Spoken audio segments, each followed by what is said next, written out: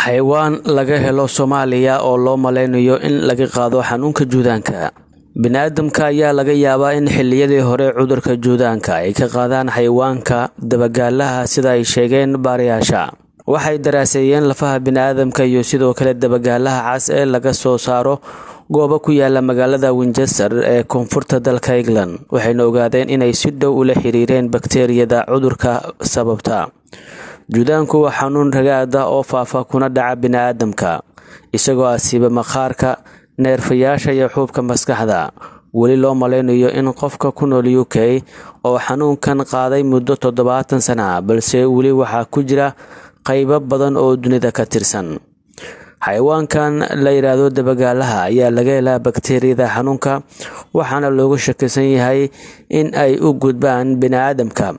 Qaar ka mid ah dabagaalaha cas ee xilligan casriga ah ee UK ku nool ayaa sidoo kale qaba bakteeriyadan, balse weli looma soo sheegin halkiis oo inay aadmiga ay u gudbiyeen.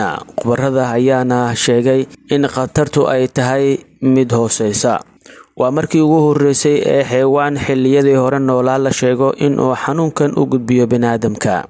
In juudaanka laga helo dabagaalaha cas ee xilligan waa mid la yaab leh, waana wax cajiib ah in aan ka helnay xilliyadii hore, ayay tiri Doctoreso Sarah Inskeb oo ka tirsan jaamacadda Leicester ee dalka Britain. Dhabtii waxay ka hor imaanaysaa sheekada in uu ahaa cudur bini'aadamka gaar u ah, ayay si raacisay. Ma cadda in dabagaalaha cas ee xilliyadii hore noolaa uu aadmiga u keenay xanuunkan juudaanka, amaba in aadmigu uu u gudbiyay baraska, balse bakteeriyadan labada ah ee laga helay ayaa waxaa lagu ogaaday in cudurku uu xilligii dhexe uu ku wareegi jiray bini'aadamka iyo sidoo kale xayawaanada si aan weli loo arag, ayay sheegeen baarayaasha arrintan ku howlanaa. Xilliyadii hore dufta dabagaalaha ayaa laga sameyn jiray dharka dadka qaar, guryaha ayay ku heesan jireen, gaar ahaan haweenka ayaa dufankan uu aad uga dhawaa maadaama ay jeclaayeen inay ka sameysaan waxyaabo badan. Baarayaasha ayaa daraasadan waxa ay ku sameeyeen dheecaan laga qaaday 25 qof iyo sidoo kale 22 dabagaala. Haraadiga bini'aadamka ayaa laga soo qaaday isbitaalka Winchester ee lagu daweeyo dadka qaba juudaanka, halka haraadiga dabagaalahana laga soo qaaday meel u dhow isbitaal oo xarun u ahayd dadka dufta dharka ka sameeya.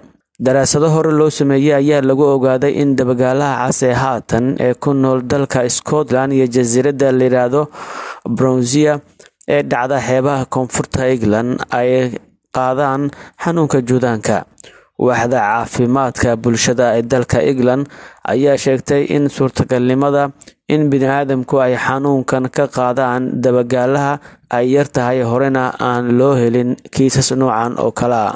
Juudaanku waa mid ka mid ah xanuunadii ugu horeeyay ee la diiwaangeliyay ee ku dhacay bini'aadamka, welina wuxuu ku jiraa dalal ku yaala qaaradaha Aasiya, Afrika iyo sidoo kale Koonfurta Ameerika.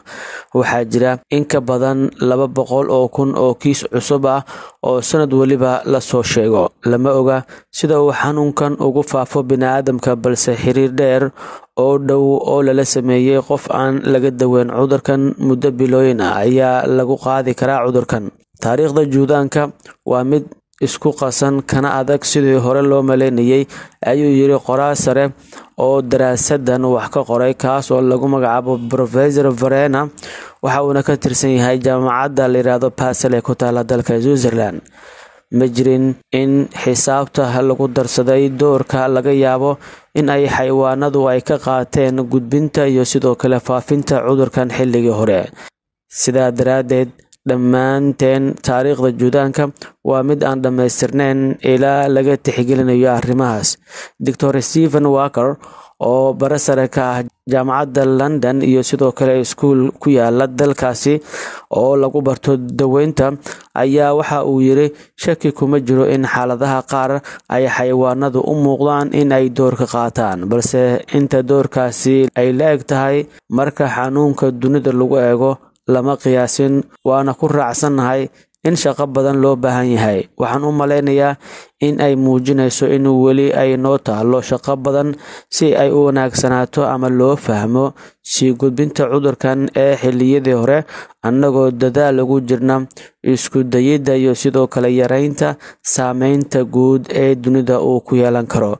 Daraasadan ayaa waxaa lagu daabacay joornaal ka hadlaya arrimaha biology-ga, hase yeeshee dad badan ayaa durbadiiba ka hadlay oo qaarkood ka falceliyay. Dadka qaar waxay tilmaameen in arrintan ay tahay mid khatar ku ah bini'aadamka, inkastoo marka Soomaaliya loo fiiriyana juudaanka lagu cabsiiyo carruurta yaryar ee iyagu aan habeenkii seexan. Sidoo kale waxaa jira dad badan oo Soomaaliyeed oo arrintan juudaanka ka aaminsan inay yihiin wax khuraafaad ah oo aan jirin, hase yeeshee daraasadaha ay sameeyeen khubarada caafimaadka ayaa xaqiijinaya in juudaanku uu jiro isla markaana laga qaado mid ka mid ah xayawaanada.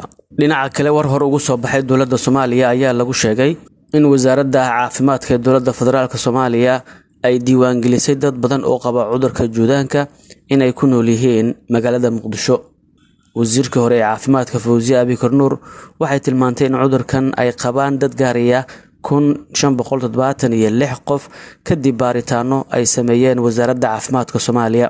Fawziya xilligaas waxay sheegtay in aysan dadkaasi cunin dadka, balse cudurkan uu yahay mid jira oo dadka ku dhaca, waxaana go'aya faraha iyo sidoo kale cinjiyaha dadka qaba cudurkaasi, iyadoo intaasi sii raacisay dadka cudurkan qaba 187 qof oo ka mid ah inay yihiin carruur, 93 oo ka mid ahna uu cudurkan u naafeeyay.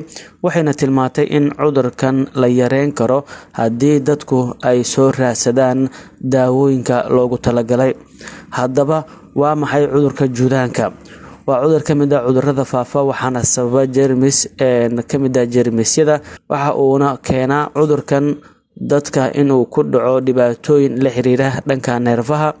Juudaanka ma ahan cudur cusub, waa cudur qadiimi ah oo kutubadii hore ayaa lagu sheegay, waxaana waagii hore loogu magacaabi jiray cudurkan magaca ah baras.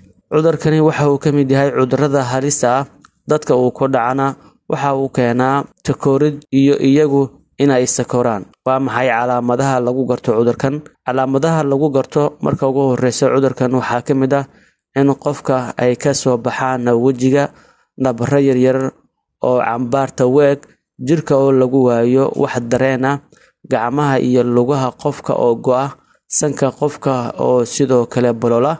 Cudurka juudaankan ma faafaa? Waa su'aal ay dad badan isweydiinayaan. Cudurka juudaanka waa cudur faafa, balse faafidiisa ma ahan mid sahlan. Faafidiisa oo lagu magacaabo waqti huuriska waxay sidoo kale qaadanaysaa muddo ku dhow 20 sano. Sidoo kale calaamadihiisa in lagu arko waxa ay qaadanaysaa muddo dheer, waxaana lagu kala qaadaa sida hindhisada iyo qufaca. Haddaba sidee looga hortagi karaa cudurkan? Cudurkan waxaa looga hortagi karaa in qofka uu sameeyo qodobo dhowr ah oo ay ka mid yihiin in uu qaato qofka tallaalka loo yaqaano BCG, kaas oo la ogyahay haddii la qaato in uu ka hortagi karo. Qodobka labaad ee looga hortagi karo waa in si degdeg ah qofka loo baaro, daawona horey loogu siiyo. Labadan arrimood waxa ay yareeyaan in qofka ay go'aan farihii iyo sidoo kale lugihii uuna ka raysto si degdeg ah. Khubarada caafimaadka qaarkood waxay sheegeen inay aad u sahlan tahay in la daweeyo cudurkan.